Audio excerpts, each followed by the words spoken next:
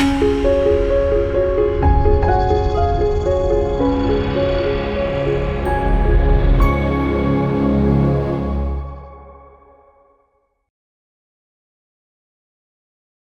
మాత్రం. నేను మీ journalist Navata. Welcome to our channel. 5 రాష్ట్రాల అసెంబ్లీ ఎన్నికలు ఏప్రిల్లో జరగనున్నాయి. పశ్చిమ బెంగాల్, తమిళనాడు, పుదుచ్చేరి, అస్సాం, కేరళ. ఈ అసెంబ్లీ ఎన్నికలకు కేంద్ర ఎన్నికల సంఘం షెడ్యూల్ విడుదల చేసింది. అభ్యర్థుల ప్రకటన, నామినేషన్ల ప్రక్రియలో పార్టీలు బిజీగా ఉన్నాయి. నామినేషన్లు వేసిన అభ్యర్థులు ప్రచారం కూడా మొదలుపెట్టారు. ఈ 5 రాష్ట్రాల అసెంబ్లీ ఎన్నికల్లో అత్యంత కీలకంగా మారింది పశ్చిమ బెంగాల్.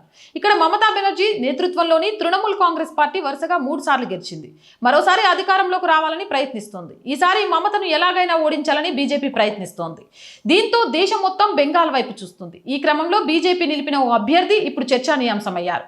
కోల్కతాలోని ప్రసిద్ధ ఆర్జికర్ మెడికల్ కాలేజీలో ఫస్ట్ ఇయర్ మెడిసిన్ విద్యార్థిని బలాత్కారం చేసి హత్య చేసిన సంఘటన 2024లో జరిగింది. ఈ యువతి డాక్టర్ అవ్వాలనే కలలు కనుగొన్న అమ్మాయి. ఆసుపత్రి ఆవరణలోనే ఈ దారుణ ఘటన జరిగింది. పోస్టుమార్టం రిపోర్టులు బలాత్కారం, గాయాలు, మరణానికి కారణమని నిర్ధారించాయి. ఈ కేసు పశ్చిమ బెంగాల్తో పాటు దేశవ్యాప్తంగా కలకలం సృష్టించింది. వైద్యుల సమ్మెకు దారితీసింది. సుప్రీంకోర్టు కూడా దర్యాప్తుకు ఆదేశాలు జారీ చేసింది. టీఎంసీ ప్రభుత్వం మొదట ఘటనను తీవ్రంగా తీసుకోకపోవడం, మీడియా యాక్సెస్ ను పరిమితం చేయడం విమర్శలకు గురయ్యాయి. ముఖ్యమంత్రి మమతా బెనర్జీ బయట శక్తులు అని ఆరోపించి కేసును దాచిపెట్టాలని ప్రయత్నించినట్లు కార్యకర్తలు ఆరోపణలు చేశారు. అయితే సోషల్ మీడియా, జాతీయ మీడియా ద్వారా వీడియోలు, సాక్ష్యాలు బయటపడ్డాయి. ఇది ప్రభుత్వానికి మాయని మచ్చగా మారింది. పశ్చిమ బెంగాల్ ఎన్నికల బరిలో అత్యాచార బాధితురాలి తల్లి రత్నా దేబ్నాథ్ ని బరిలో దించింది బీజేపీ. 24 పరగనాల జిల్లాలోని పానీహట్టి అసెంబ్లీ నియోజకవర్గం నుంచి టికెట్ ఇచ్చింది.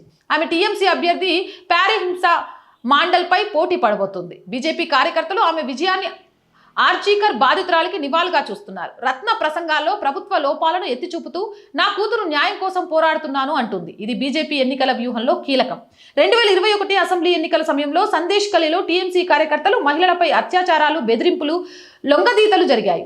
ఈ స్కామ్ ను బహిర్గతం చేసిన రేఖా పాత్రకు బీజేపీ టికెట్ ఇచ్చింది. కానీ ఆమె ఓడిపోయింది. ఈ ఘటనలు టీఎంసీపై మహిళా వ్యతిరేక ఇమేజ్ ని మరింత బలపరిచాయి. బీజేపీ ఇలాంటి బాధితులను ఎన్నికల్లో ముందుంచి టీఎంసీని లక్ష్యంగా చేసుకుంటోంది. ఈ సంఘటనలు పశ్చిమ బెంగాల్ రాజకీయాల్లో మహిళా భద్రతను ప్రధాన అంశంగా మార్చాయి.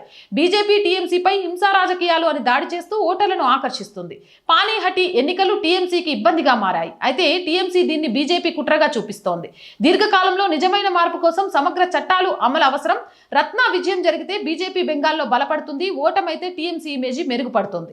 ఆర్జీకర్, సందేశ్ కలి వంటి కేసులో బాధితులను బరిలో నిలిపిన బీజేపీ వేసిన వ్యూహం పనిచేస్తుందా, లేక న్యాయం కేవలం ఎన్నికల ఆటకు మధ్యవర్తిగా మిగిలిపోతుందా అనేది పానీహట్టి ఫలితాలలో స్పష్టంగా తెలవబోతోంది. మీరేమంటారు? మీ అభిప్రాయం ఏంటి? కామెంట్ చేయండి. జై హింద్, జై భారత్. మోర్ వీడియోస్ కోసం ఛానల్ని వెంటనే సబ్స్క్రైబ్ చేయండి. రోజు చెప్తుందేనండి, R group of channels, R voice, R political, R Sanskriti, 3 మన ఛానల్సే. So please subscribe our channels. Content బాగుంది అనిపిస్తే లైక్ చేయండి, షేర్ చేయండి. ఆర్థికంగా ఆర్ వాయిస్కి మీ చేయూత చాలా చాలా అవసరం. ఆర్థికంగా సపోర్ట్ చేయాలి అంటే సబ్స్క్రిప్షన్ పక్కనే జాయిన్ అనే బటన్ ఉంది. 1 to 5 లెవెల్స్ ఉన్నాయి. ఏదో ఒక లెవెల్లో సపోర్ట్ చేయండి. లేదా స్క్రీన్ మీద గూగుల్ పే, ఫోన్పేతో పాటు అకౌంట్ డీటెయిల్స్ ఉన్నాయి. మీకు తోచిన సహాయాన్ని అందించవచ్చు.